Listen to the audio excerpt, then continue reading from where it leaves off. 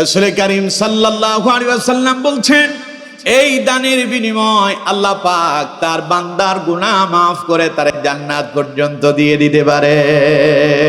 সুবহানাল্লাহ। কোরআনুল কারীমে আল্লাহ রাব্বুল আলামিন সূরা বাকারার ভিতরে অত্যন্ত চমৎকার ভাবে বলছেন, ইন তুবদুস সাদাকাতি ফানি'মা হিয়া ওয়া ইন তুখফুহা وَإِن تُخْفُوهَا وَتُؤْتُوهَا الْفُقَرَاءَ فَهُوَ خَيْرٌ لَكُمْ وَيُكَفِّرُ عَنكُم مِّن سَيِّئَاتِكُمْ। পড়েন আল্লাহু আকবার। আল্লাহ পাক বলছেন, আমার বান্দারা, ইন তুবদুস সাদাকাতি ফানি'মা হিয়া, যারা প্রকাশ্যে আল্লাহর রাস্তায় দান করে এটাও উত্তম একটা ইবাদত। ওয়া ইন তুখফুহা ওয়া তুতুহাল ফুকারা ফাহুয়া খায়রুল লাকুম, আর যারা গোপনে আল্লাহর রাস্তায় দান করলো, দরিদ্র অভাবীদেরকে দিল, আল্লাহ পাক বললেন সেটাও উত্তম কাজ হলো। ওয়া ইউকাফিরু আনকুম মিন সাইয়্যাতিকুম, এই দানের বিনিময়ে আল্লাহ তাআলা তাদের অনেকগুলো গুনাহকে তিনি মাফ করে দেন। পড়েন সুবহানাল্লাহ। তাহলে দান করলে গুনাহ মোচন হয়, দান করলে গুনাহ কি হয়? মোচন হয়, মাফ হয়ে যায়। এই জন্য আমার বন্ধুগণ, আমরা তো অপরাধ করি নাই এরকম কেউ এখানে নাই, গুনাহ করেন না এরকম কেউ আছেন? দেখি তো হাত তুলেন, জীবনে গুনাহ করেন নাই। আমরা সবাই কম বেশ গুনাহ করেছি। গুনাহ নাই শুধুমাত্র নবীদের, নবীরা হলেন নিষ্পাপ মাসুম, নবীদের জীবনে কোনো গুনাহ নাই। এরপরেও সব নবীরা আল্লাহর দরবারে কেঁদেছেন, সবচাইতে বেশি কেঁদেছেন আমার নবী, আপনার নবী, বিশ্ব মানবতার নবী, সাইয়্যিদুল মুরসালিন, ইমামুল মুরসালিন, খাতামুন নবিয়্যিন, নবী আরবি জনাবে মুহাম্মদুর রাসূলুল্লাহ। চিৎকার মেরে পড়েন সাল্লাল্লাহু আলাইহি ওয়াসাল্লাম। যেই নবী সমস্ত নবীদের নবী, যিনি ইমামুল মুরসালিন, যিনি সাইয়্যিদুল মুরসালিন, যিনি খাতামুন নবিয়্যিন, কিয়ামতের দিন যেই নবীকে আল্লাহ পাক স্পেশাল পাওয়ার দিবেন, সুপারিশ করার জন্য অনুমতি দিবেন, সেই নবী পর্যন্ত আল্লাহর দরবারে অন্যান্য নবীদের চাইতে সব চাইতে বেশি কেঁদেছেন। প্রতিদিন তিনি আল্লাহর দরবারে দোয়া করেছেন, আল্লাহুম্মা ইন্নাকা আফুউন কারীম তুহিব্বুল আফওয়া ফা'ফু আন্নী। পড়েন আল্লাহু আকবার। আল্লাহুম্মা ইন্নাকা আফুউন কারীম তুহিব্বুল আফওয়া ফা'ফু আন্নী। হে আমার রব, আপনি তো গুনাহ মোচন করতে ভালোবাসেন, আপনি তো সেই সম্মানিত রব, দয়া করে আপনি আমারে মাফ করে দেন। সুবহানাল্লাহ। কোন তো নবীর জীবনে কোনো গুনাহ আছে? কথা বলে না কেন? আছে। তো নবী যদি এই দোয়া করে, তাহলে আমাদের জন্য এই সমস্ত দোয়াগুলোর প্রয়োজন আছে না নাই? আমরা তো সব সময় গুনাহ করেছি, নবীর জীবনে কোনো গুনাহ নাই। এরপরেও রাসূলুল্লাহ আল্লাহর দরবারে শুধু যে আল্লাহর দরবারে দোয়া করেছেন, গুনাহ থেকে যে তিনি পানাহ চেয়েছেন, এখানে শেষ নয়। রাসূল কারীম সাল্লাল্লাহু আলাইহি ওয়াসাল্লাম আল্লাহর রাস্তায় সব চাইতে বেশি দান এবং সাদকা করেছেন।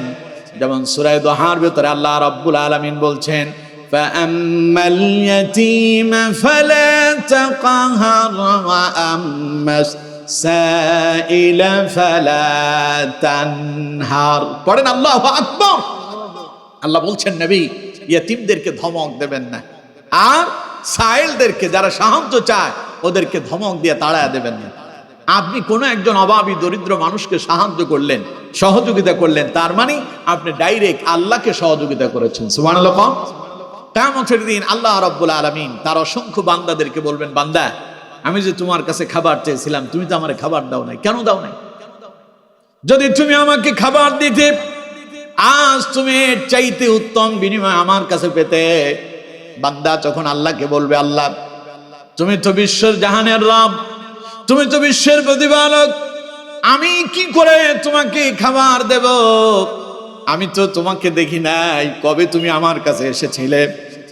তখন আল্লাহ পাক বলবেন, আমার বান্দারে, ওই যে অমুক দিন অমুক জায়গায় তোমার কাছে একজন মানুষ এসে খাবার চেয়েছিল, দরিদ্র মানুষ তোমার কাছে সাহায্য চেয়েছিল। যদি সেই দিন তুমি তারে সাহায্য করতে, যদি সেই দিন তুমি তারে খাবার দিতে, তার মানে সেই দিনের খাবার, সেই দিনের সাহায্যটা তুমি তারে না বরং আমারে করতে, আজ আমি আল্লাহ সেই দানের বিনিময় তোমাকে উত্তম প্রতিদান দিয়ে দিতাম। এজন্য আমার বন্ধুগণ, দান সাদকা করার প্রয়োজন আছে না নাই? রাসূল করিম সাল্লাল্লাহু আলাইহি ওয়াসাল্লাম বলছেন, আস-সাদকাতু তুরাদ্দুল বালা। সাদকা করলে, দান করলে বালা মুসিবত দূর হয়ে যায়। মানুষ অসুস্থ হয়, রোগাক্রান্ত হয়, বিমারগ্রস্ত হয়, ডাক্তার কবিরাজের পেছনে ঘুরতে ঘুরতে লক্ষ লক্ষ টাকা শেষ করছে, কিন্তু রোগ সারে না। এরকম আছে না নাই? আরো জোরে বলতে হবে, আছে না নাই? আগে পেটে ব্যথা হইল, বাপে নিয়ত করতে, আল্লাহ আমার ছেলেটার পেটে ব্যথা হইছে, গাছের একটা নারিকেল মসজিদে দেব, তুমি অন্তত এই ছেলে আমার ছেলেটারে সুস্থ বানায় দাও। এরকম নিয়ত ছিল না? আগে নিয়ত ছিল। অসুস্থতা দেখলেই, বিপদ দেখলেই বলতো যে একটা ছাগল জবাই করো, আল্লাহ রাস্তায় দান করে দাও, সাদকা করে দাও। কিন্তু এখন সেগুলো নাই। এখন খালি ডাক্তারের পেছনে দৌড়ায়, সাদকা করে না। এর জন্য বালা মুসিবত দূরও হয় না। আমার বন্ধুগণ, বালা মুসিবত দূর হওয়ার জন্য শ্রেষ্ঠ একটি আমল হচ্ছে আল্লাহর রাস্তায় বেশি বেশি সাদকা করা। করবো তো আমরা ইনশাল্লাহ? সবাই বলেন, করবো তো ইনশাল্লাহ? দুনিয়ায় আমরা দান সাদকা করতে অনেক পেছনে কৃপণতা করি, আমরা পড়ে থাকি, দিতে চাই না। অথচ রাসূল করিম সাল্লাল্লাহু আলাইহি ওয়াসাল্লামের সাহাবীগণ আল্লাহর রাস্তায় এমন ভাবে দান করেছেন, দুনিয়ায় দান করলেন আর জান্নাতের ভেতরে তারা বালাখানা ক্রয় করে নিয়েছিলেন। সুবহানাল্লাহ। একটা হাদিস আছে মুস্তাদরাকে হাকিমের ভেতরে, একটা হাদিস এসেছে অনেক বড়।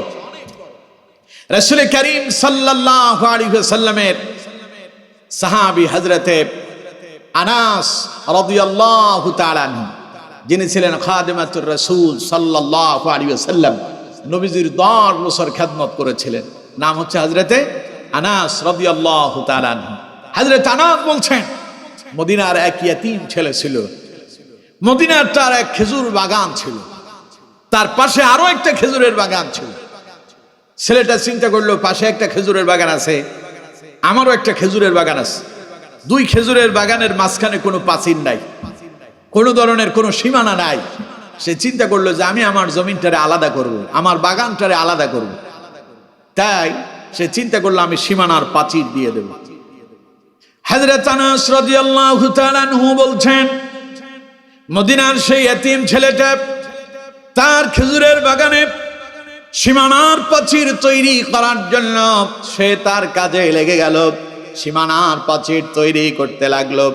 কিছু দূর আসার পরে সে দেখতে পেল তার সীমানার উপরে পার্শ্ববর্তী তার প্রতিবেশী আবু লুবাবা নামক একজন ব্যক্তির একটা খেজুরের গাছ তার সীমানার উপরে পড়ে আছে।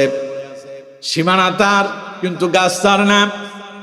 আবু লুবাবা নামক একজন ব্যক্তির গাছ।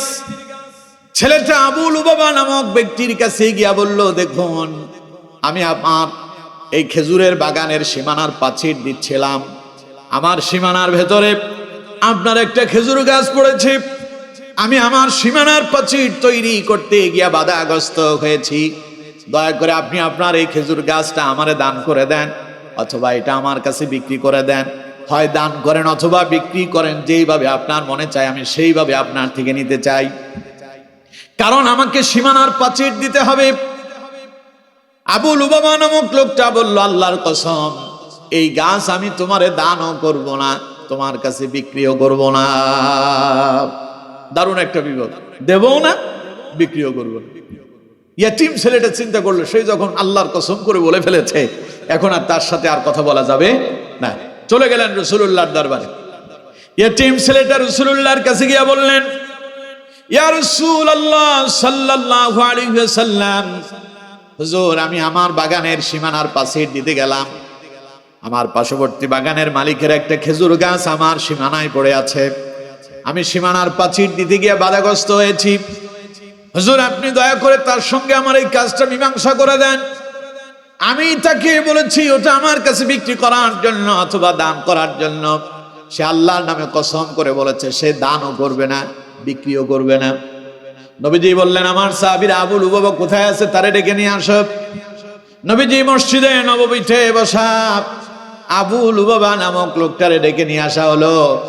নবীজি বললেন, আবু লুবাবা রে, তুমি তোমার এই গাছটা ইয়তীম ছেলেটারে দান করে দাও অথবা ইয়তীম ছেলের কাছে বিক্রি করে দাও, আমি নবী তোমারে অনুরোধ করতেছি।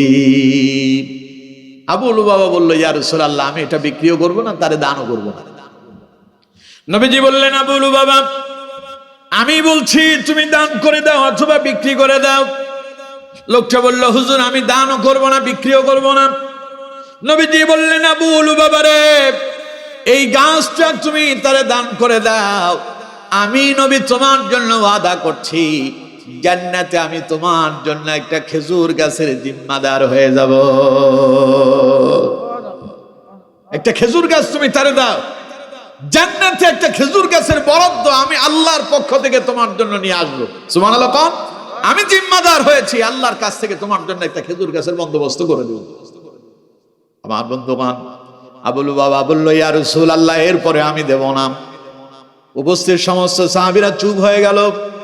নবীজি বারংবার থেকে অনুরোধ করতেছে, আর এই সাহাবী বারবার রাসূলুল্লাহর কথাকে উপেক্ষা করতেছেন।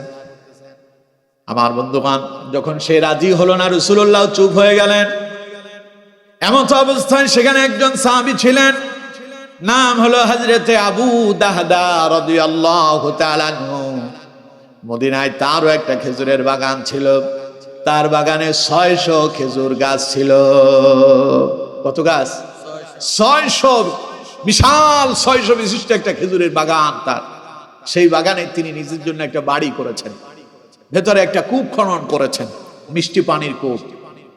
হযরত আবু দাহদা রাদিয়াল্লাহু তাআলা আনহু তিনি রাসূলুল্লাহকে বললেন, ইয়া রাসূলুল্লাহ সাল্লাল্লাহু আলাইহি ওয়াসাল্লাম, আপনি যে জান্নাতের একটা খেজুর গাছের বরাদ্দের কথা বলেছেন, আপনি যে জিম্মাদারি নেবেন বলেছেন, এটা কি শুধু আবু লুবাবার জন্য খাস, না আমি যদি ওই গাছটা যদি তারে ক্রয় করে দেয়, তাহলে আমিও সেই জান্নাতে এরকম একটা খেজুর গাছ পাবো, এরকম আমার জন্য কোনো বরাদ্দ আছে নাকি? নবীজি বললেন, আবু দাহদা, তুমি যদি এই কাজটা করতে পারো, জান্নাতে একটা খেজুর গাছের বন্দোবস্ত আল্লাহ তোমারে করে দেবেন। সুবহানাল্লাহ। হযরত আবু দাহদা রাদিয়াল্লাহু তাআলা আনহু আবু লুবাবাকে ডেকে বললেন, আবু লুবাবা রে, মদিনায় যে আমার 600 খেজুর গাছ বিশিষ্ট বিশাল একটা বাগান আছে, তা তুমি জানো নাকি? আবু লুবাবা বলল, এত বিশাল খেজুরের বাগান, প্রসিদ্ধ বাগান, কে না জানে তা। হযরত আবু দাহদা বললেন, সেই বাগানে যে আমার একটা বাড়ি আছে তা জানো? কয়, তাও জানি। আবু দাহদা বললেন, সেখানে যে একটা পানির কূপ আছে, মিষ্টি পানির কূপ, তা তুমি জানো নাকি? আবু লুবাবা বলল, আমি তাও জানি।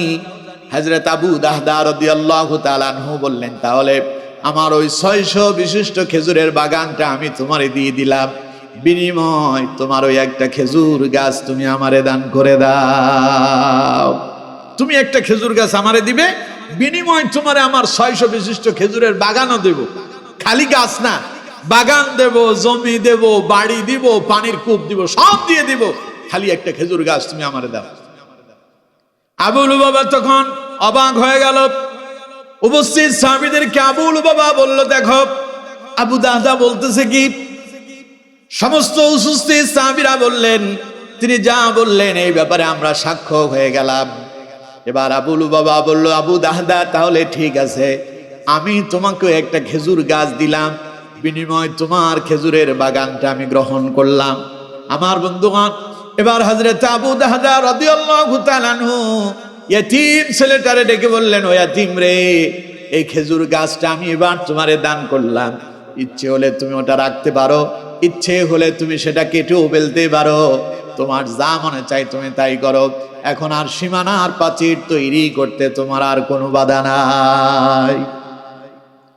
আমার বন্ধুগণ, এবার হযরত আবু দাহদা রাদিয়াল্লাহু তাআলা আনহু যিনি রাসূল করিম সাল্লাল্লাহু আলাইহি ওয়াসাল্লামকে বললেন, হুজুর, আমি তো গাছটা ইয়াতীমরে ক্রয় করে দিলাম, এখন কি জান্নাতে আমার জন্য খেজুর গাছের বরাদ্দ আছে নাকি?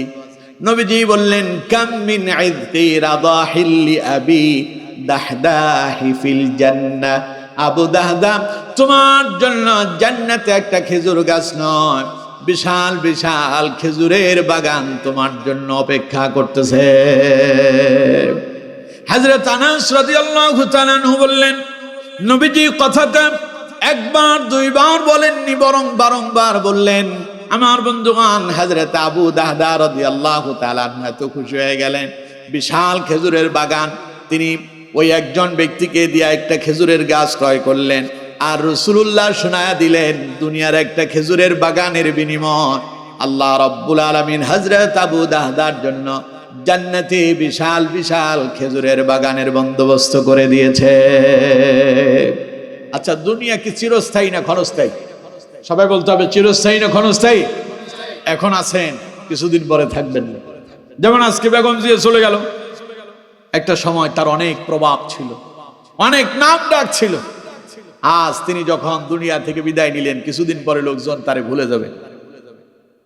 তার বাড়িটা বাড়ির জায়গায় পড়ে থাকবে, গাড়িগুলো গাড়ির জায়গায় পড়ে থাকবে। আপনার অনেক সম্পদ আছে, সম্পদগুলো সম্পদের জায়গায় পড়ে থাকবে, বাড়িটা বাড়ির জায়গায় পড়ে থাকবে, গাড়িগুলো গাড়ির জায়গায় পড়ে থাকবে, সম্পদ সম্পদের জায়গায় পড়ে থাকবে। শুধু আপনি ইন্তেকাল করার দেরি, দুনিয়া থেকে বিদায় হতে দেরি হবে না। ছেলেমেয়েরা বলবে যে কত তাড়াতাড়ি বাপের দাফন করা যায় তার ব্যবস্থা করে। সুতরাং বন্ধুগণ আমার, দুনিয়ার এই ক্ষণস্থায়ী জীবনে সাহাবায়ে কেরাম দুনিয়ার এই ক্ষণস্থায়ী জীবনকে বেশি প্রাধান্য দেন নাই, পরকালীন জীবনটাকে বেশি গুরুত্ব দিয়েছেন বলে দুনিয়ার জীবনের সম্পদগুলো আল্লাহর রাস্তায় ব্যয় করলেন, বিনিময়ে জান্নাতটারে খরিদ করলেন। হযরত আবু দাহদা রাদিয়াল্লাহু তাআলা আনহু খুশিতে এবার নিজের বাগানের দিকে দৌড়াতে লাগলেন। বাগানের কাছে গিয়ে ভেতরে প্রবেশ করলেন না, দরজায় দাঁড়ায় তিনি ডাক দিতে লাগলেন আর বলতে লাগলেন, উম্মে দাহদা, ও আমার স্ত্রী কোথায় আছো? দাহদার মা কোথায় আছো? তাড়াতাড়ি বেরিয়ে আসো, তাড়াতাড়ি বেরিয়ে আসো। উম্মে দাহদা রাদিয়াল্লাহু তাআলা আনহা চিন্তা করলেন ঘটনা কি? স্বামী আমার কোনোদিন তো এমন ভাবে আমাকে বাইরে থেকে ডাকেনি, আজ কেন ভেতরে প্রবেশ করছে না, বাহির থেকে আমাকে ডাক দিতেছে। হযরত উম্মে দাহদা রাদিয়াল্লাহু তাআলা আনহা বললেন, স্বামী কি হয়েছে, ভেতরে আসেন। হযরত আবু দাহদা রাদিয়াল্লাহু তাআলা আনহু বললেন, স্ত্রী এই বাগান বিক্রি করে দিয়েছি, সন্তানটারে নিয়ে তাড়াতাড়ি বাগান খালি করে দাও, ছেড়ে দাও, এটা বিক্রি করে দিয়েছি। স্ত্রী এসে বললেন, স্বামী আমার, বিশাল খেজুরের বাগান নিশ্চয়ই আপনি চড়া মূল্যে বিক্রি করেছেন, অনেক দামে বিক্রি করেছেন। কত দামে বিক্রি করেছেন স্বামী আমার? হযরত আবু দাহদা রাদিয়াল্লাহু তাআলা আনহু জবাব দিলেন, আমার স্ত্রী, বিশাল বাগানটা জান্নাতের একটা খেজুর গাছের বিনিময়ে আমি বিক্রি করে দিয়েছি। স্ত্রী তখন বললেন, আমার স্বামী, আপনি তো অত্যন্ত লাভজনক ব্যবসা করেছেন। সুবহানাল্লাহ কয় নাকি? আপনি তো অত্যন্ত লাভজনক ব্যবসা করেছেন আমার স্বামী, কারণ জান্নাতে রাসূলুল্লাহ বলেছেন একটা গাছের ছায়া এত বিশাল লম্বা হবে, একজন অশ্বারোহী ঘোড়া নিয়ে দৌড়াতে থাকবে, যেমন আপনার জিহাদের ময়দানে ঘোড়া নিয়ে সৈন্যরা দৌড়াতে থাকে। নবীজি বলেছেন একজন ওই ঘোড়ার উপরে সৈন্য যেমন দৌড়াতে থাকে, ক্ষিপ্র গতিতে, খুব দ্রুত গতিতে দৌড়াতে থাকে, জান্নাতে আল্লাহ পাক যে গাছ দেবেন ওই গাছের ছায়া অতিক্রম করার জন্য 100 বছর পর্যন্ত যদি দৌড়াতে থাকি, এরপরেও জান্নাতের একটা গাছের ছায়া শেষ করা যাবে না। সুবহানাল্লাহ। স্ত্রী বললেন, স্বামী আপনি তো অত্যন্ত লাভজনক ব্যবসা করেছেন, কিন্তু আমার বন্ধুগণ, আজকে আপনি কোরআনের মাহফিলের জন্য 10,000 টাকা দিয়ে বাড়িতে যান, স্ত্রী বলবে, যা 10,000 টাকা যে দিছো কারে জিজ্ঞেস করছো? আমারে জিজ্ঞেস করছো? টাকা কি তোমার একা? বলবে কি বলবে না? আপনি আপনার ছোট ভাই কষ্ট করতেছে, তারে আপনি 10,000 টাকা দেন, কষ্ট করতেছে, ভাই এটা দিয়ে তুই বাজার সাজার করে খা। স্ত্রী বলবে, যা টাকা দিছো, ঘটনা কি? আপনার বোন কষ্ট করতেছে, আপনি তারে সহযোগিতা করেন, দেখবেন আপনার স্ত্রী সেখানে ভেটু দেবে। আপনার মা বাবার জন্য খরচ করেন, দেখবেন আপনার স্ত্রী সেখানে আপনাকে ভেটু দেবে। আর স্ত্রী যদি আল্লাহওয়ালা হয়, দিনদার হয়, ফরজগার হয়, আপনাকে বলবে আপনি দান করুন, এটা তো উত্তম আমল হচ্ছে, বিনিময় আল্লাহ আমাদেরকে এর চাইতে উত্তমটা দেবেন, ঠিক কিনা? কিন্তু দুর্ভাগ্য, আমরা সেই স্ত্রী অনেকেই গ্রহণ করতে পারিনি। আমাদের স্ত্রীরা এমন হয়নি। পর্দার আড়ালে নিশ্চয়ই আমার মায়েরা শুনতেছেন না? আমার মায়েদেরকে বলবো, মায়েরা আপনার স্বামীকে দানের জন্য উৎসাহিত করবেন। আবার এমন অনেক নারীরা আছে, নারীদের মন হয় খুব নরম, নারীদের মন কি হয়? নরম হয়, অল্পতেই গলে যায়। একজন আইসা কাঁদতেছে আর বলতেছে, আমি খুব অভাবে আছি, আমারই কিছু দেন। তো এখন দিতে গেল, ও যে প্রতারক বুঝতেই পারে নাই, ঘরের ভেতরে ঢুকে সব চুরি করে নিয়ে গেছে, উনি টেরি পায় নাই। এরকমও ঘটনা ঘটে, ঠিক কিনা আমার বন্ধুগণ? এই জন্য মায়েরা অত্যন্ত নরম দিলের হয়। তো আমার মায়েদেরকে বলবো, মায়েরা, স্বামীর আপনি হলেন মহামূল্যবান সম্পদ। আপনি আপনার স্বামীর কাছে যদি শ্রেষ্ঠ স্ত্রী হতে পারেন, তাহলে কিয়ামতে দুনিয়া এবং আখিরাতে উভয় জগতে আপনি শ্রেষ্ঠ নারী হয়ে যাবেন, ঠিক কিনা? এজন্য মায়েদেরকে বলবো, স্বামীদের ভালো কাজে তাদেরকে উৎসাহিত করবেন, দ্বীনের কাজে নিজে এগিয়ে আসবেন, স্বামীদেরকে দ্বীনি কাজ করার জন্য সামনে আগায় দেবেন। আল্লাহ তাআলা কবুল করুন, পড়ুন আমিন। আমার বন্ধুগণ, তাহলে সাহাবাই কারাম ছিলেন এমন, দান করেছেন। স্ত্রী বললেন, আপনি গোটা 600 গাছ বিশিষ্ট এই বিশাল বাগান, বাড়িটাও বিক্রি করলেন, কুয়াটাও বিক্রি করে দিলেন, মাত্র একটা খেজুর গাছের বিনিময়? এমন কথা বলছিল? বলেন নাই, বরং বলেছেন, আপনি তো অত্যন্ত লাভজনক ব্যবসা করেছেন, জান্নাতের একটা গাছ ক্রয় করেছেন। আপনি পারবেন জান্নাতের একটা গাছ ক্রয় করতে? পারবেন? কথা পাই না, পারবেন? আপনার ঘরের পাশে আপনার ভাইয়ের একটা গাছ আছে, ওই গাছের ঢাল এসে আপনার ঘরের উপরে পড়ছে, সেখানে পাতা পড়ে পড়ে আপনার ঘরের চাল নষ্ট হয়ে যাচ্ছে, টিন নষ্ট হয়ে যাচ্ছে। আপনি আপনার ভাইকে বললেন যে, ভাই গাছটার ঢালটা কেটে দাও। আপনার ভাই কাটলো না, আপনি যাই কেটে দেন, দেখবেন আপনার পা ভেঙে দেন। বললাম, অথচ দুইজনই একই মায়ের পেটের সন্তান। অথচ আমার বন্ধুগণ, আমরা একজন আরেকজনকে বিন্দু পরিমাণ ছাড় দিতে পারি না। গাছ দিবে তো পরের কথা। আবু লুবাবা বললো, আমি গাছ বিক্রিও করবো না, দেবও না। আর অন্যদিকে আরেকজন সাহাবী বললেন, হুজুর, আমি আমার 600 গাছ বিশিষ্ট বিশাল বাগান দান করলাম, বিনিময়ে আল্লাহ যেন আমার জান্নাতে একটা খেজুর গাছের মালিক বানায় দেয়, এটাই আমার জন্য সফলতা। সুবহানাল্লাহ। এই জন্য আল্লাহ রাব্বুল আলামিন সেই কথাই বলেছেন এই আয়াতের ভেতরে, আল্লাযীনা ইউনফিকুনা ফিস সাররাই ওয়াদ-দাররা। আল্লাহর প্রিয় হলো তারা সচ্ছল অসচ্ছল উভয় অবস্থায় আল্লাহর রাস্তায় দান করে যারা। এর জন্য যখন যেমনই আছে, যতটুকুন আছে, সেখান থেকে আল্লাহর রাস্তায় দান করার জন্য চেষ্টা করব। পারবো তো ইনশাআল্লাহ? আল্লাহ তাআলা আমাদেরকে তৌফিক দান করুন, পড়ুন আমিন। আমার বন্ধুগণ, দ্বিতীয় গুণটা শুনুন, আল্লাহর প্রিয় হওয়ার জন্য কি করতে হবে? আল্লাহ রাব্বুল আলামিন বলছেন, ওয়াল কাযিমিনাল গায়জ। আল্লাহ পাক বলছেন, আল্লাহর প্রিয় বান্দা হলো তারা, আল্লাহ পছন্দ করেন তার ওই বান্দাকে যে তার রাগটাকে নিয়ন্ত্রণ করতে পারে। রাগ নাই এমন কেউ এখানে আছেন? রাগ নাই এরকম কেউ আছে? যেটা একটু সোজা হয়, আমাদের ফেনী, নোয়াখালী এবং আপনাদের কুমিল্লা ভাষায় কয় যে সোজা লোকের উবাকো, ঠিক কিনা? মানে ওর মাথা যদি খারাপ হয়, ও সব ভেঙে চূর্ণ বিচূর্ণ করে ফেলবে। ওরে দেখতে সোজা দেখা যায়, কিন্তু রাগ উঠলে ওরে নিয়ন্ত্রণ করাই যায় না। তা আমার বন্ধুগণ, রাগ নাই এরকম মানুষ নাই। রাগ ছিল না একজনের, তিনি মুহাম্মদুর রাসূলুল্লাহ সাল্লাল্লাহু আলাইহি ওয়াসাল্লাম। কাফেরেরা রাসূলুল্লাহরে পাগল বলল। নবীজি কি পাল্টা পাগল বলছিল? রাসূলুল্লাহকে কাফেরেরা জাদুকর বলল, নবীজি পাল্টা তাদেরকে জাদুকর বলেন না। রাসূলুল্লাহকে তারা বলল, মুহাম্মদ তুমি মিথ্যাবাদী। নবীজি পাল্টা তাদেরকে মিথ্যাবাদী বলেননি। কাফেরেরা রাসূলুল্লাহকে তাইফের ময়দানে পাথর মেরে রক্তাক্ত করে দিল। এই রাসূলুল্লাহ কাফেরদের উপরে রাগান্বিত হলেন না। নবীজির উপরে এত বেশি পরিমাণ পাথরের আঘাত এলো, বারবার পাথরের আঘাতে বিশ্বনবী মাটির ভেতরে লুটে পড়লেন। রাসূলুল্লাহ বেহুশ হয়ে গেলেন। কাফেরেরা নবীজির দুই বাহু ধরে টান মেরে আবার দাঁড় করালো, আবারও পাথর মারলো। নবীজি আবার বেহুশ হলেন। তারা আবার রাসূলুল্লাহর বাহু ধরে টান মেরে দাঁড় করালো, আবার পাথর মারলো। নবীজি আবার বেহুশ হয়ে গেলেন।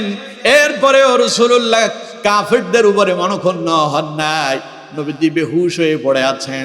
আল্লাহ পাক জিব্রাইল পাঠালেন, যাও জিব্রাইল আমার হাবিবকে গিয়া বলো, আমি ওই তায়েফের পাহাড়ের ফেরেশতাদেরকে তৈরি করে রেখেছি, প্রস্তুত করে রেখেছি। নবী যদি একবার হুকুম দেয়, এই তায়েফবাসীকে আমি সমূলে পাহাড়ে চাপা দিয়া ধ্বংস করে দেব। হযরত জিব্রাইল রাসূলুল্লাহর কাছে এসে বললেন, ইয়া রাসূলুল্লাহ, তায়েফের পাহাড়ের ফেরেশতারা এই মুহূর্তে তৈরি আছে, শুধু একবার আপনি অর্ডার করবেন, তায়েফবাসীকে সমূলে ধ্বংস করে দেওয়া হবে। নবী করিম সাল্লাল্লাহু আলাইহি ওয়াসাল্লাম ওই মুহূর্তে তায়েফবাসীর জন্য বদদোয়া করলেন না, বরং তিনি আল্লাহর দরবারে দোয়া করলেন আর বললেন, আল্লাহ তায়েফবাসীর উপরে আপনি আঘাত করবেন না, তাদেরকে ধ্বংস করবেন না। ওরা যে আমি নবী তা তো জানে না, যদি জানতো তাহলে তারা আমার উপর আঘাত করতো না। বরং আমি তাদের জন্য তোমার কাছে দোয়া করতেছি, তাদের পরবর্তী প্রজন্মকে তুমি ইসলামের জন্য কবুল করে নাও। সুবহানাল্লাহ। রাসূলুল্লাহ রক্তাক্ত হলেন, নির্যাতিত হলেন, নিষ্পেষিত হলেন, মন্দ কথা শুনলেন, গাল মন্দ সহ্য করলেন। নবীজির ভেতরে আল্লাহ রাব্বুল আলামিন এমন এক গুণ দান করলেন, এমন এক কোয়ালিটি রাসূলুল্লাহরে আল্লাহ পাক দিলেন, নবীজি কোনোদিন রাগ করেন নাই। ইতিহাস নাই স্ত্রীর উপরে রাগ করে নবীজি ঘর থেকে বেরিয়ে গেছে, এরকম কোন ইতিহাস আছে নাকি? আমার বন্ধুগণ, এমন কোন ইতিহাস নাই নবীজি রাগ করে তার একজন সাহাবীর গায়ের উপর আঘাত করেছেন, কোনো ইতিহাস নাই। বরং রাসূলুল্লাহর গোটা জীবন ছিল উম্মতের জন্য দয়ার মায়া দিয়া পরিপূর্ণ। সুবহানাল্লাহ। আল্লাহ রাব্বুল আলামিন এই জন্য তার নবীর ব্যাপারে বলছেন, ওয়ামা আরসালনাকা ইল্লা রাহমাতাল লিল আলামিন। হে নবী, আমি আপনাকে দুনিয়ার বিশ্ব মানব গোষ্ঠীর জন্য, গোটা জাহানের জন্য আমি আপনাকে রহমত করে প্রেরণ করেছি। সুবহানাল্লাহ। আমার বন্ধুগণ, রাসূলুল্লাহর মতো এমন চরিত্রবান ব্যক্তি আমাদের দেশে আর একজনও পাবেন খুঁজে? কথা বলেন না কেন? পাবেন? রাসূল নেতা ছিলেন, বিশ্ব নেতা ছিলেন রাসূলুল্লাহ। কোনদিন মানুষের উপর আঘাত করেন নাই, নির্যাতন করেন নাই। 63 বছরের জীবনীতে বিশ্ব নবীর ইতিহাসে একদিন তিনি মিথ্যা কথা বলেন নাই, জীবনে একটা শব্দ মিথ্যা তিনি উচ্চারণ করেন নাই। তার মতো সত্যবাদী আল্লাহর আসমানের নিচে জমিনের উপরে আর কেউ নাই। সুবহানাল্লাহ। আর আমাদের নেতারা সকালে একখান কয়, বিকালে তার উল্টোটা হয়ে যায়, ঠিক কিনা? যখন তাদের সঙ্গে ছিল তখন খুব ভালো ছিল, যখন সঙ্গ ত্যাগ হলো তখন রাজাকার আর মৌলবাদ হয়ে গেল, সুবিধাবাদ জিন্দাবাদ। অথচ আমার বন্ধুগণ, আমার রাসূলুল্লাহর জীবনী দেখেন, তার সকালে এক কথা ছিল, বিকালে ওটা জীবনে কোনোদিন পাল্টে যায় না। যা বলেছেন তার উপর ইস্তেকামত ছিলেন। এই জন্য আমাদের আদর্শ হতে হবে, রাসূলুল্লাহর আদর্শের অনুসরণ আমাদেরকে করতে হবে। ওই সমস্ত গাদ্দা, ফেনীর ভাষা কয় গান্দা, আপনাদের এখানকার ভাষা কি বলে? নষ্ট যেটা হয়, তরকারি যখন নষ্ট হয় তখন কি কয়? গান্দা কয়। পচা, দুর্গন্ধযুক্ত এমন তরকারি মানুষ কি খেতে চায়? কথা বলে না কেন? খেতে চায়, গ্রহণ করতে চায়। এইরকম যারা সকালে একটা বলে বিকালে আরেকটা কয়, তারা হলো ওই রকম দুর্গন্ধ গান্দাযুক্ত তরকারি।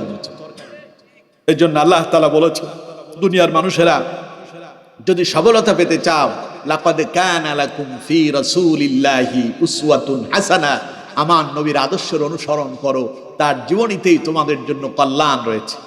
কার পেছনে ঘুরতেছো?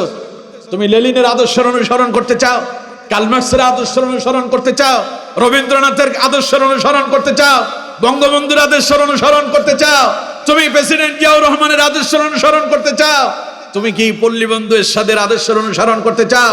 ওদের জীবনীতে মিথ্যা নাই, এরকম একখান ইতিহাস নাই। অথচ আমার রাসূলের আদর্শের অনুসরণ করো।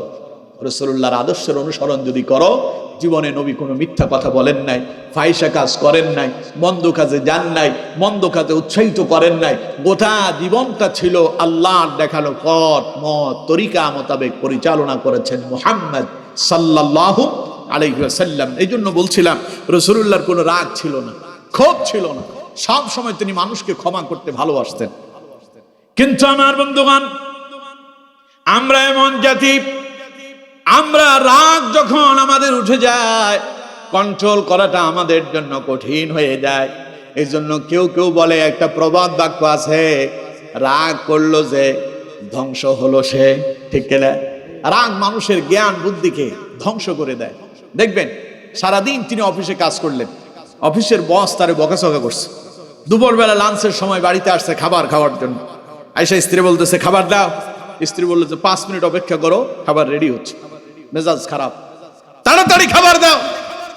5 মিনিট পরে খাবার আসলো, খেতে বসলো, খাবারটা মুখে দিয়ে দেখলো যে আজকে লবণ একটু কম হয়েছে। আসলে লবণে কম হয় নাই, ওই যে মেজাজ খারাপ ছিল, খাইতে গেল, খাবারের স্বাদ পেল না, তৃপ্তি পায় নাই, মেজাজ খারাপ হয়ে গেছে। তিনি তখন ডাইনিং টেবিলে বসা, প্লেটটারে নিয়ে ফ্লোরের উপর একটা আছাড় মারলো, প্লেট ভেঙে চূর্ণ বিচ্ছিন্ন হয়ে গেল। চিৎকার মেরে বলতেছে, খুদার 30টা দিনই তুই রান্না করিস, খাবারে কোনো মজাই পাই না। একদিন তোর লবণ হয়তো মরিচ বেশি হয়ে যায়, মরিচ যেদিন হয় সেই দিন হলুদ বেড়ে যায়, এক এক দিনের তোর খাবারের অবস্থা এক এক রকম হয়। তোর সাথে আমার আর সংসার হবে না, আমি বহু চিন্তা ভাবনা করছি, আর তোর সাথে আমার যাবে না, তোকে আমি তালাক দিয়ে দিলাম। 1 তালাক, 2 তালাক, 3 তালাক, তোর 14 গোষ্ঠী শুদ্ধ তালাক। দেয় না? কথা কয় না, দেয় না? এখন বউ তালাক দিয়া তিনি গেলেন ড্রয়িং রুমে।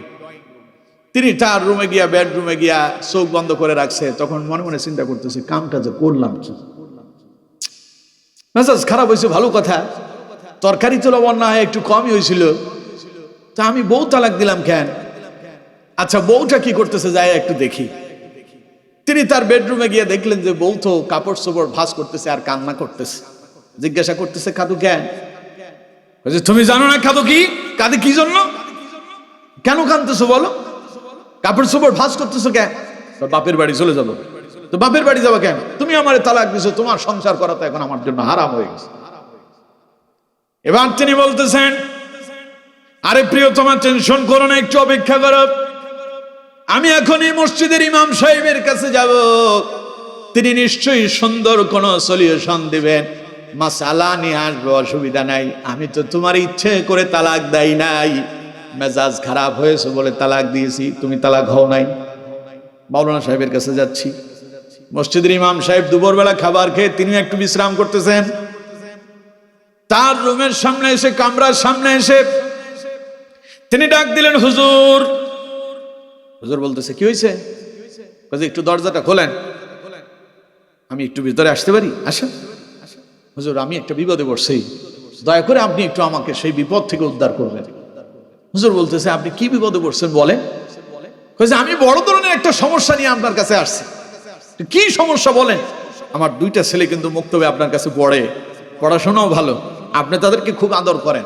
তা তো ঠিকই আছে হুজুর, ওই ছেলেগুলার মুখের দিকে তাকায় আপনি আমারে বাঁচান। হুজুর কয়, আপনি কোন কি সমস্যা তা তো বলবেন। হুজুর, আমি কিন্তু ইচ্ছাকৃত কাজটা করি নাই, কি হয়েছে তা তো বলবেন। হুজুর, অফিসে বসের সাথে একটু রাগারাগি হয়েছিল, বাসায় এসে দেখলাম যে খাবার ভালোভাবে রান্না হয় নাই, তাই মেজাজ খারাপ হয়েছে বলে বউরি তালাক দিছি। কয় তালাক দিছেন? হুজুর, আমরা অশিক্ষিত মানুষ, তাকে আমরা এত কিছু জানি, 3 তালাক দিছি। তা আপনি অশিক্ষিত মানুষ, কয় তালাক দিলে বউ তালাক হয়? শুনছি তো হুজুররা বলছে, আলেমরা বলছে 3 তালাক দিলে হয়। তা আপনি অশিক্ষিত বললো কি? আপনি তো 3 তালাকই দিলেন। আপনি বলতে পারতেন বউ তালাক দিলাম, সেই কথা না বলে আপনি বললেন যে তোরে 3 তালাক দিলাম, তার মানে আপনি শিক্ষিত তালাক দাতা। হুজুর, আমি কিন্তু ইচ্ছাকৃত দেয় না, ওই যে বললাম না 2টা ছেলে আছে আমার, ওদের দিকে তাকায় একটু কিছু করা যায় কিনা আমার একটু বাঁচান। মাওলানা সাহেব বললেন, দেখুন আপনি যে এই কাজটা করেছেন, কেউ তার বউরে সাথে তালাক দেয় না, খুশি হয়ে তালাক দেয় না। পৃথিবীর ইতিহাস এমন নাই কেউ তার স্ত্রীর উপরে খুশি হয়েছে, স্ত্রী সেজে গুজে রেডি হয়েছে, স্বামী খুশি হয়ে বলল, তোমারে খুব সুন্দর লাগতেছে, নায়িকার মতো মনে হয়, খুশি হয়ে তোমারে দিলাম 1 তালাক। দিছে? কত কয় না? দিয়েছে। তালাক দেয় কখন? যখন বিরক্ত হয়, রাগ হয়ে যায়, যখন বুঝে যে আর হবে না, চলবে না, তখন তালাক দেয়। মাওলানা সাহেব বললেন, দেখুন কেউ কিন্তু খুশিতে তালাক দেয় না, এখন আপনি যেটা করছেন সেটা আর বাঁচানোর কোনো পথ আমার কাছে খোলা নাই, কারণ আপনার স্ত্রী তালাক হয়ে গেছে। সে বলল যে হুজুর, আমি তো রাগ করে দিলাম, আমার তো তখন মাথা ঠিক ছিল না। তখন মাওলানা সাহেব তারে বলতেছেন, দেখুন একজন লোক খুন করছে, একটা মানুষের গুলি করে মারছে, এখন সেই খুনির আসামি, তাকে জেল হাজতে নিয়ে যাওয়া হলো, বিচার কাজ চলছে তার। জজ সাহেব যখন তার ফাঁসির আদেশ শোনাচ্ছিল, তখন সে বলছিল, মাননীয় জজ সাহেব, আমি তো ইচ্ছাকৃত কামটা করি নাই, আমার মেজাজ ঠিক ছিল না, আমি কিন্তু তারে হত্যা করতে চাই নাই, আমার মেজাজ খারাপ হয়ে গেছে বলে আমি হাত থেকে পিস্তলটা বের করে তারে গুলি করে দিছি বলে লোকটা মারা গেছে। এখন জজ সাহেব কি কথা বলবে? আচ্ছা ঠিক আছে, তুমি তো ভুল করে মারছো, তাইলে তুমি মাফ, এই কথা বলবে? তুমি যেহেতু রাগ করে ইচ্ছাকৃতই তুমি তারে হত্যা করছো, তুমি স্বীকার করছো, তার মানে এবার 1বার না, তোমার 2বার ফাঁসি হওয়া দরকার। ঠিক কিনা? তাই জন্য আপনি রাগ করে বউ তালাক দিয়ে আবার মাসালা খুঁজতে যাবেন, কাজ হবে না। এর জন্য রাগ আসলেই রাগটারে নিয়ন্ত্রণ করতে হবে। যে স্ত্রী আপনার সারা জীবনের সঙ্গী, রান্না একদিন লবণে কম হইতে পারে, একদিন খাবার দেরি হইতেই পারে, হওয়াটাই স্বাভাবিক। সেও তো মানুষ, সে মানুষ না? কথা কয় না মানুষ না? স্ত্রীর অনেকে মানুষই মনে করে না। এই শীতকালে, শীতের দিনে সকালে উঠা হাড়ি পাতিল ঘষা মাজা করা, তারপরে প্লেট বর্তনগুলো ধোয়া, এই ঠান্ডা পানি দিয়ে আপনারা দিয়ে পারা যাবে? সম্ভব হবে? আপনি তো এমন মানুষ, পুরো সপ্তাহে গোসল করেন না, আপনার ইতিহাস এমন আছে। শীতের দিনে সারা সপ্তাহে গোসল করেন না, আতর খুশবু স্যান্ড মেখে রাস্তায় ঘুরে বেড়ায়, কি গ্রাম। আসলে ভেতরটা যে গত এক সপ্তাহ পর্যন্ত নষ্ট হয়ে আছে তা মানুষ জানেই না, ঠিক কিনা? কিন্তু স্ত্রীটা দেখেন তো, উনি যদি আপনাকে প্লেটটা পরিষ্কার করে না দেয়, আপনি বলবেন যে তুই আমার ঘরে আসছিস, প্লেট পরিষ্কার করিস না, আরেকটার চিন্তা ভাবনা করতিস। ঘরের ভেতরে আগুন লাগাই দিলেন, দ্বিতীয়টার কথা বললেই তো বিপদ আছে না নাই? মায়েরা শুনতেছে, আমার এই দেশে নারীরা দ্বিতীয় বিবাহের কথা যদি কোনো স্বামী বলবে যে স্বামীর চরিত্র নষ্ট হয়ে গেছে, ঠিক কিনা? অথচ ইসলাম একজন পুরুষকে 4টা বিবাহ করার জন্য অধিকার দিয়েছে, চরিত্র ভালো রাখার জন্য। আর আমার দেশে দ্বিতীয় বিবাহ করলে কই চরিত্র খারাপ হয়ে গেছে। ইসলামটাকে আমরা ভিন্নভাবে উপস্থাপন করছি। এই জন্য আমাদের দেশে কল্যাণ আসে না। বিবাহ বহির্ভূত আপনার জেনা ব্যভিচার আমার দেশে অবাধে চলছে, ঠিক কিনা? আল্লাহ তাআলা আমাদেরকে এগুলো বুঝার এবং বাস্তব জীবনে আমল করার তৌফিক দান করুন, পড়ুন আমিন। তো আমার বন্ধুগণ, রাগ করে বউ তালাক দিয়ে এখন মাওলানা সাহেবের পা তুললে কাম হবে? এই রাগটাকে নিয়ন্ত্রণ করতে হবে। রাগ এটা মানুষের জীবনে আসবে, রাগ আসাটাই স্বাভাবিক। আর এই রাগ আসে শয়তানের তরফ থেকে। কার তরফ থেকে আসে কোন তো? দেখুন আমার বন্ধুগণ, আবু দাউদের বর্ণনা এসেছে, নবী করিম সাল্লাল্লাহু আলাইহি ওয়াসাল্লাম বলছেন, ইন্নাল গাযাবা মিনাশ শাইতানি ওয়া ইন্নাশ শাইতানা খুলিকা মিনান নার ওয়া ইন্নামা তুতফাউন নারু বিল মাই ফাইযা গাযিবা আহাদুকুম ফালইয়াতাওয়াদ্দা। রাসূলুল্লাহ বলেছেন, ইন্নাশ শাইতানা মিনাল গাযাবি, নবীজি বলেছেন রাগ আসে শয়তানের তরফ থেকে। ওয়া ইন্নাশ শাইতানা খুলিকা মিনান নার, আর শয়তান হচ্ছে আগুনের তৈরি। ওয়া ইন্নামা তুতফাউন নারু বিল মাই, আর সেই আগুন নিভানো যায় পানি দিয়ে। কোথায় যদি আগুন লেগে যায়, মানুষ কি সেখানে তেল ঢেলে দেয় না পানি ঢেলে দেয়? সবাই বলেন কি ঢালে? পানি দিয়ে আগুন নেভানো যায়। নবীজি বললেন শয়তান হলো আগুনের তৈরি, রাগ আসে শয়তানের তরফ থেকে, আর ওই আগুন নেভানো যায় পানি দিয়া। রাসূলুল্লাহ বলেছেন, ইযা গাযিবা আহাদুকুম ফালইয়াতাওয়াদ্দা, সুতরাং তোমাদের কারো যদি রাগ এসে যায়, সেই রাগটাকে নিয়ন্ত্রণ করার জন্য একটা কৌশল আমি নবী তোমাদেরকে শিখাইয়া দিলাম। রাগ এলেই তোমরা ওযু করে নাও, ওযু করলে রাগ নিয়ন্ত্রণ হয়ে যাবে। সুবহানাল্লাহ। রাগ আসার পরে জীবনে কোনোদিন ওযু করছেন? করেন নাই, তো রাগ নিয়ন্ত্রণ হবে কোথা থেকে? বউ তো তালাক দেবেন। আবার কেউ কেউ রাগ করে বিষ খেয়ে মরে যায়, কেউ কেউ রাগ করে গলার ভেতরে ফাঁসি রশি ঝুলাইয়া দিয়ে আত্মহত্যা করে দুনিয়া থেকে বিদায় নেয়। দুনিয়াও গেল, আখিরাতও গেল। হয় কি হয় না এমন? এই রাগগুলো শয়তান মানুষের ভেতরে ঢুকাইয়া দেয়। মানুষ যখন কোনো ধরনের কোনো টেনশনে থাকে, শয়তান তার ভেতরে আসর করে আর তাকে কুমন্ত্রণা দিতে থাকে, গুনাহের কাজের দিকে তারে ধাবিত করার জন্য চেষ্টা করে। শয়তান তার রাগ বাড়ায় দেয়, তুই এক মুহূর্তে একটাই তোর জন্য পথ খোলা আছে, এখন ফাঁসি দে, মরে গেলেই সব শেষ। আসলে কি শেষ হলো? মরার পরে তো আরেকটা জগৎ শুরু হইলো। যা করছেন এবার সব হিসাব দেওয়া লাগবে। প্রেম প্রীতি ভালোবাসা, অবৈধ প্রেম প্রীতি ভালোবাসা কইরা ফাঁসি দিয়া মরলেন, মরার পরে ফেরেশতা এবার এটার জন্য অবৈধ প্রেম প্রীতি ভালোবাসার জন্য পিটাইয়া হাড়গোড় সব ভেঙে দেবে, ঠিক কিনা? তো সুতরাং আরেকটা জগতে যায় তো মাইর খাওয়ার আপনি একটা বুঝ করছেন। এই জন্য রাগ এলে কি করতে হবে? ওযু করে নিতে হবে। রাগ এলে কি করবেন? ওযু করবেন। দেখুন রাসূলুল্লাহ আরেকটা হাদিস বলছেন, এটাও আবু দাউদে এসেছে। আল্লাহ নবী বলছেন, ইযা গাযিবা আহাদুকুম ওয়া হুয়া কাঈমুন ফালইয়াজলিস ফাইন যাহাবা আনহুল গাযাবু ওয়া ইল্লা ফালইয়াগতাদি'। রাসূলুল্লাহ বলেছেন, ইযা গাযিবা আহাদুকুম ওয়া হুয়া কাঈমুন, নবীজি বলেন, যদি তোমাদের কারো দাঁড়ানো অবস্থায় রাগ হয়, কোন অবস্থায়? তুমি দাঁড়ায় আছো, এমন সময় তোমার রাগ এসেছে, রাসূলুল্লাহ বলেছেন ফালিয়াজিলিস, সঙ্গে সঙ্গে তুমি বসে যাও, কারণ দাঁড়ানো অবস্থায় রাগ এসেছে। নবীজি বললেন বসে যাও, বসলে রাগ নিয়ন্ত্রণ হয়ে যাবে। সুবহানাল্লাহ। রাসূলুল্লাহ বলেছেন ফাইন যাহাবা আনহুল গাদাব, এরপরেও তোমার রাগ নিয়ন্ত্রণ হইল না। দাঁড়ানো অবস্থায় রাগ হয়েছিল, তুমি বসছিলা, বসার পরেও রাগ নিয়ন্ত্রণ হয় নাই। রাসূল কারীম সাল্লাল্লাহু আলাইহি ওয়াসাল্লাম বলছেন ওয়া ইল্লা ফালইয়াতদি, এবার তুমি শুয়ে যাও, কারণ দাঁড়ানো অবস্থায় রাগ হলে বসে গেলে রাগ নিয়ন্ত্রণ হওয়ার সম্ভাবনা আছে। যদি বসার পরেও রাগ নিয়ন্ত্রণ না হয়, শুয়ে পড়ো, তোমার রাগ নিয়ন্ত্রণ করবেন যিনি, তিনি কে? আরো জোরে বলেন কে? আরেকটা টিপস শোনেন, এটাও আবু দাউদের বর্ণনা। নবী করিম সাল্লাল্লাহু আলাইহি ওয়াসাল্লাম রাস্তা দিয়ে যাচ্ছিলেন, দুইজন ব্যক্তি রাসূলুল্লাহর সামনে ঝগড়া লেগে গেল। একজন আরেকজনকে গাল মন্দ করতেছে, যাকে গালি দেওয়া হচ্ছে তার চোখ দুটো বড় বড় হয়ে গেল, লাল হয়ে গেল, ঘাড়ের রগগুলো মোটা হয়ে গেল। দুইজন একজন আরেকজনের উপরে ক্ষোভ ঝাড়তেছে, রাগ ঝাড়তেছে। রাসূলুল্লাহ সাল্লাল্লাহু আলাইহি সাল্লাম সেখানে উপস্থিত। নবীজি বলেন, আমি এমন একটা দোয়া জানি, এই লোকগুলো যদি সেই দোয়াটা যদি পড়ে, এই মুহূর্তেই তার রাগটা নিয়ন্ত্রণ হয়ে যাবে। সুবহানাল্লাহ। অত্যন্ত সহজ দোয়া, শুনবেন, কথা কয় না, শুনবেন, অত্যন্ত সহজ দোয়া, সবাই পারে।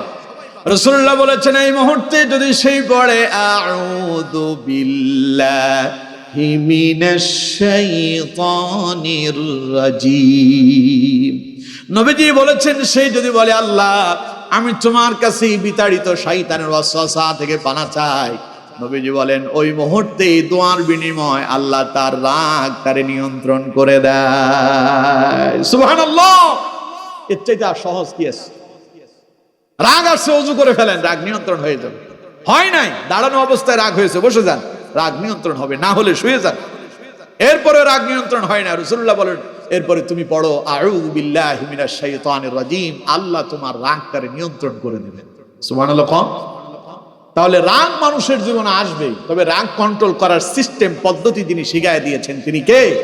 আল্লাহ তার রাসূলের মধ্য দিয়া তার বান্দাদেরকে, আল্লাহ তার বান্দাদেরকে এই নিয়ন্ত্রণের পদ্ধতিও শিখায় দিলেন। আর যারা এই রাগকে নিয়ন্ত্রণ করতে পারবে, আল্লাহ পাক বলছেন ওয়াল কাযিমিনাল গায়জ, যারা তাদের রাগ নিয়ন্ত্রণ করবে, ওয়াল্লাহু ইউহিব্বুল মুহসিনিন, এটার জন্য আল্লাহ তাকে ভালোবাসবেন, পছন্দ করবেন। সুবহানাল্লাহ।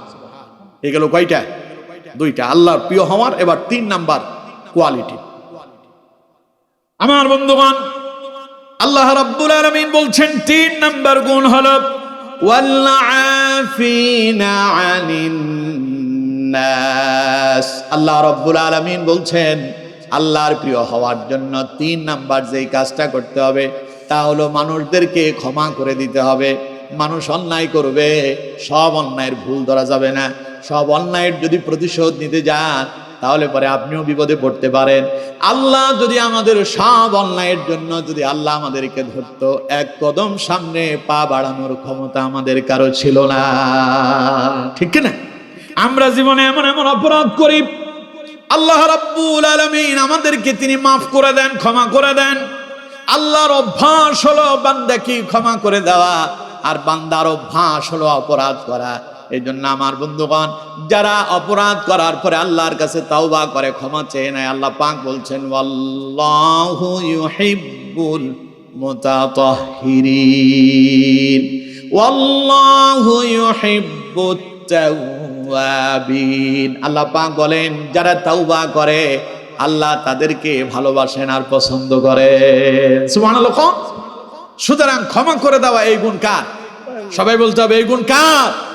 আমরা এমন এমন অপরাধ করতেছি, মানুষের এমন এমন অপরাধ হয়, মনে হয় যেন অপরাধের কারণে এই মুহূর্তে গত বাসতে পারে, কিন্তু আমার বন্ধুগণ আল্লাহ পাক সব সময় ধরেন না, তবে আল্লাহ যখন ধরেন তখন আর ছাড়েন না। আল্লাহ বলেন ইন্না বাতশা রাব্বিকা লাশাদীদ, আল্লাহ ধরা বড় শক্ত ধরা। আল্লাহ কিন্তু ধরে না, ধরলে আল্লাহ, ওই যে যারা 16 বছর পর্যন্ত কোরআনের তাফসীর মাহফিলে বাধা দিয়েছিল, আলেমদেরকে ধরে ধরে জেলখানায় বন্দী করেছিল, ইসলামী আন্দোলনের এই গণজোয়ারকে মুছে দিতে চেয়েছিল। আল্লামা সাঈদীকে মিথ্যা মামলা দিয়া জেলখানায় বন্দী করে হত্যা করেছিল। ওরা চেয়েছিল এই দেশ থেকে ইসলামটাকে মুছে দেওয়ার জন্য। কিন্তু আমার বন্ধুগণ, 16 বছর মানুষ বারবার বলতো সাঈদী সাহেবের মতো ব্যক্তিরে তারা গ্রেফতার করে মিথ্যা মামলা দিল, তাইলে আল্লাহ তাদেরকে ধরে না কেন? আল্লাহ কয়, আমি আল্লাহ ধরি না, ধরলে কিন্তু ছাড়ি না।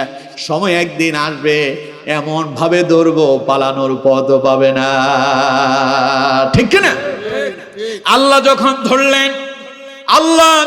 ধরলেন, খাবার তাদের তৈরি ছিল। বিশাল বড় কাতল মাছ রান্না হয়েছে, বিশাল রুই মাছ রান্না হয়েছে, বিশাল বড় তাদের জন্য ইলিশ মাছ রান্না করা হয়েছে। গরু, খাসি, মুরগি, সাপ রোস্ট গুলো রেডি করা ছিল, খাবার ছিল। কিন্তু খাবার খাওয়ার সময়ও হয়েছে, খেতে পারে নাই। খাবার রেখে দিয়া পেছনের দরজা দিয়া পালাতে বাধ্য হয়েছিল। ঠিক কিনা? চেনেন তাদেরকে? কথা কয় না চেনে? এখন কই আছে? মামুর বাড়ি দিল্লি। আল্লামা সাঈদী বলেছিলেন, কথায় কথায় রাজাকার বলো, কথায় কথায় মৌলবাদ বলো, মূলে আছে 12 কোটি। এমন এক ঝাঁকুনি দেওয়া হবে, মামুর বাড়ি দিল্লি গিয়ে পড়বা। ইতিহাস সাক্ষী, আল্লামা সাঈদীর সেই ভবিষ্যৎবাণী বাংলাদেশের মানুষ দেখেছে। এখন তারা পালানোর জন্য মামুর বাড়ি দিল্লি গিয়ে পড়ছে। ঠিক কিনা? আল্লামা সাঈদী বলছেন, ঝাঁকি দিলে পড়বা। ঝাঁকি দিলে কি নিচ থেকে পড়ে না উপর থেকে পড়ে? কথা কয় না। নিচ থেকে না উপর থেকে? উপর থেকে। গাছের উপরে আম আছে, এখন তো বড়ইর দিন, গাছে বড়ই আছে। ঝাঁকি যদি দেয়, বড়ই কি নিচ থেকে পড়ে না উপর থেকে পড়ে? আল্লামা সাঈদী বলছেন, আমরা মূলে আছি। এমন এক ঝাঁকুনি দিবা, এমন এক ঝাঁকুনি দেবো, আমরা মামুর বাড়ি দিল্লি গিয়া পড়বা। এখানকার ঝাঁকুনি এমন ভাবে লেগেছিল, ঠিক উড়ে গিয়া দিল্লি গিয়া বসছে। ঠিক কিনা? কোন দিক দিয়া যে পলাইলো, সামনের দরজা তো পেলই না, পেছনের দরজা দিয়া পালাতে বাধ্য হয়েছে। এর জন্য আল্লাহ পাক বলেন, আমি আল্লাহ ধরি না, ধরলে কিন্তু ছাড়ি না। আল্লাহ জাতি ধরে বারবার, আল্লাহ ধরে একবার। আল্লাহ যদি আমাদের সব কর্মের জন্য প্রতিদিন যদি আমাদেরকে ধরতেন, মরা ছাড়া আমাদের আর কোনো পথ ছিল না। আল্লাহ আমাদেরকে মাফ করে দেন বারবার। আল্লাহ বলেন, বান্দা লা তাকনাতু মির রাহমাতিল্লাহ, তুমি আমার রহমত থেকে নৈরাশ হয়ে যেও না। ইন্নাল্লাহা ইয়াগফিরু যুনুবা জামিআ, আমার কাছে আসো, আমি তোমার সব গুনাহ মাফ করে দেব। সুবহানাল্লাহ। ইন্নাহু হুয়াল গফুরুর রহিম, কারণ আমি হলাম পরম দয়ালু, অসীম ক্ষমাশীল। সুবহানাল্লাহ। সুতরাং এই গুণগুলো আল্লাহ, আপনি যদি কোনো মানুষকে অন্যায় করার পরে যদি ক্ষমা করে দেন, আল্লাহ তাআলা তখন বলে, আমার বান্দা তুই বুঝি আমার চাইতে বেশি দয়ালু, তুই তারে ক্ষমা করলি। আল্লাহ তাআলা বলেন, আমি তোমারে পছন্দ করলাম, তুমি যেহেতু তারে ক্ষমা করছো, আমি আল্লাহ তোমারে পছন্দ করলাম, আমি আল্লাহ তোমারে ক্ষমা করে দিলাম। সুবহানাল্লাহ। এর জন্য রাসূল করিম সাল্লাল্লাহু আলাইহি ওয়াসাল্লামকে আল্লাহ রাব্বুল আলামিন বলেছেন, হে আমার নবী, আপনি বেশি বেশি মানুষদেরকে ক্ষমা করার অভ্যাস করেন। মানুষ তো অন্যায় করবেই, জাহেল মূর্খরা আপনাকে এসে বিরক্ত করে, রাগ করবেন না, আপনি তাদেরকে ক্ষমা করে দেন। রাসূলুল্লাহ সেই নীতির অনুসরণ করেছেন বলেই আল্লাহ রাব্বুল আলামিন তার নবীর মর্যাদা কমায় দিয়েছেন না বাড়ায় দিয়েছেন। এর জন্য আমার বন্ধুগণ, আপনি যদি আল্লাহর প্রিয় হতে চান, তাহলে আপনাকে যে কাজটি করতে হবে তা হলো ওয়াল আফিনা আনিন নাস, মানুষদেরকে ক্ষমা করার অভ্যাস আপনাদেরকে তৈরি করতে হবে, মানুষকে ক্ষমা করে দিতে হবে। এই নীতি যদি অবলম্বন করতে পারেন, ওয়াল্লাহু ইউহিব্বুল মুহসিনিন, আপনি আল্লাহর প্রিয় হয়ে যাবেন। সুবহানাল্লাহ। তাহলে আমরা সবাই আল্লাহর কি প্রিয় হব না আল্লাহর শত্রু হব? সবাই বলতে হবে, আল্লাহর শত্রু হব না আল্লাহর প্রিয় হব? তাহলে আল্লাহর প্রিয় হওয়ার জন্য কাজ কয়টা? সবাই বলতে হবে কয়টা? এই ছাড়া আরো অনেক আছে। এই আয়াতে আল্লাহ 3টা বলেছেন। এক, আল্লাযীনা ইউনফিকুনা ফিস সাররাই ওয়াদ দাররা, সচ্ছল এবং অসচ্ছল উভয় অবস্থায় আল্লাহর রাস্তায় দান করা। 2 নাম্বার, ওয়াল কাযিমিনাল গায়জ, যখন রাগ আসবে তখন রাগটাকে নিয়ন্ত্রণ করা। 3 নাম্বার, ওয়াল আফিনা আনিন নাস, মানুষদেরকে ক্ষমা করে দেওয়া। এই 3টা গুণ যদি কারো ভেতরে থাকে, আল্লাহ পাক বলছেন ওয়াল্লাহু ইউহিব্বুল মুহসিনিন, এই সৎকর্মশীলদেরকে, এই ভালো কাজ যারা করেন, আল্লাহ তাদেরকে পছন্দ করেন, ভালোবাসেন। আর আল্লাহর পছন্দের পাত্র যদি আপনি হতে পারেন, আপনার দুনিয়াও কল্যাণ হবে, পরকালও কল্যাণ হবে। আসুন এই 3টা গুণে গুণান্বিত হওয়ার জন্য আমরা সকলেই চেষ্টা করি। আল্লাহ রাব্বুল আলামিন আমাদের সকলকে সেই তৌফিক দান করুন, পড়ুন আমিন।